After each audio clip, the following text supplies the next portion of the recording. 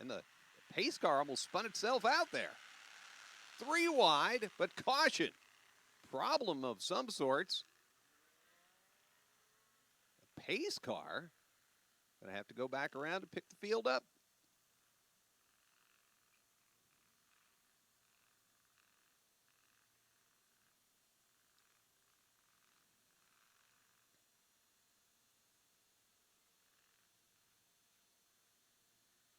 We're gonna redo this one.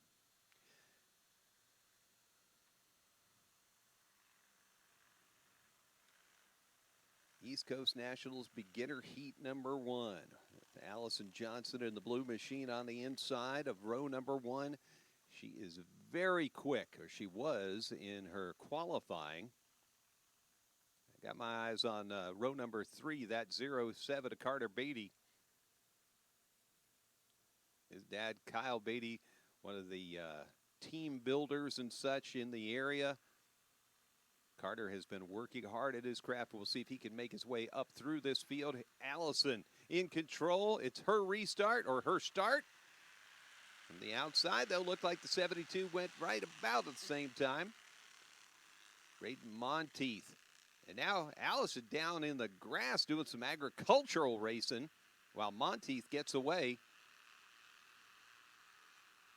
3 wide for just a second. They thought better of it. That is Caden Ballos. How about it there, grandfather? Tuned in to watch his grandson, and right now he's in second. Allison on the inside. Ballos has to wiggle a little bit. Allison got down onto that grass, and probably at this point of the evening, some of that dew started to come up in there, at which she came back onto the pavement.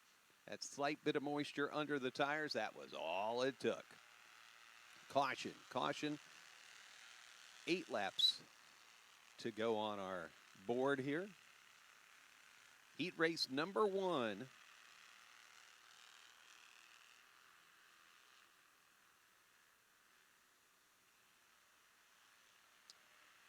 Live on Facebook here at Charlotte Motor Speedway. Look again on legendsnation.tv. Remember, you're going to get to see the heats. That's great. But if you want to see the features, we need you to shift over and become a part of our family on legendsnation.tv. We're back to green flag racing, and you're looking at Carter Beatty in the 07. Beatty sits in third, the 72 of Monteith, the 19 of Ballos.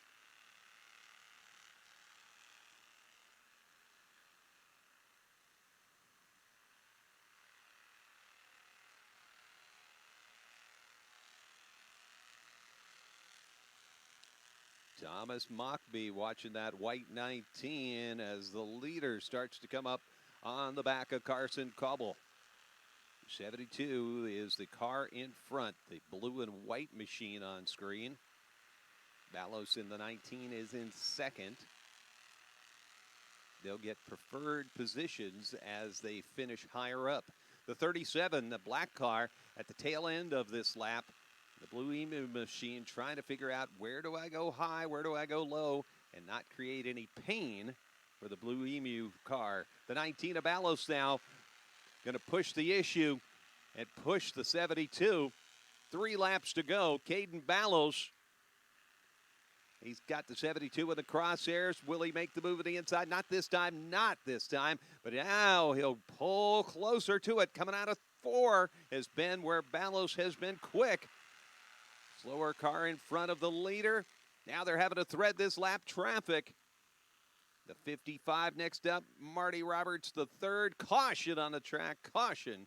Somebody's gone around, that's the 07. Carter Beatty. Did not expect that from Carter.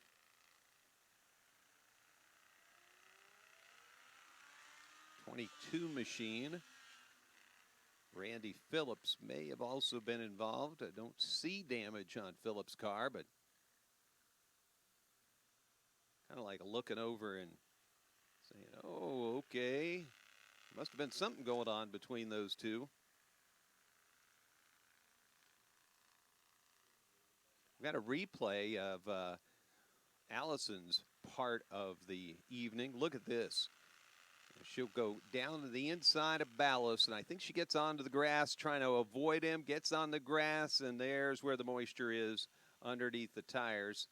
And pretty hard to steer when you're coming out of grass, a little slow-mo of it. You'll see Ballos and Allison both try to come into the same spot, and then they realize, whoa, I don't want to be there together. She goes into the grass, and then when she comes out, well, with the tires a little bit wet and still full throttling it there, that's just not the recipe we would expect for her to have anything other than a spin. So single file restart here, 2 laps to go. 2 laps to go. 72. Braden Monteith has pretty much done what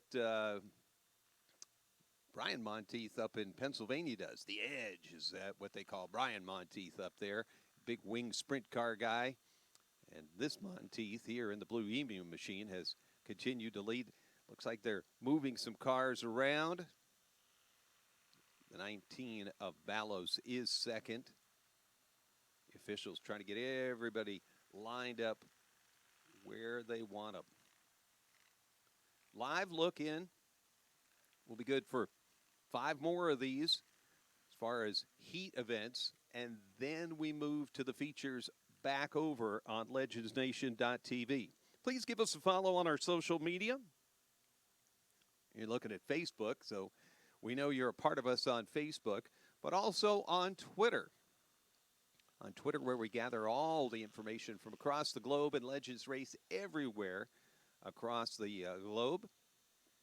There's usually news from the Scandinavian region and other places that we pull in on Legends Nation's Twitter page. Lights out on the Wix Filters pace car. Can't thank Wix Filters enough for being a part of the Legend Series starting at the end of last year. They came on board and made a big impact.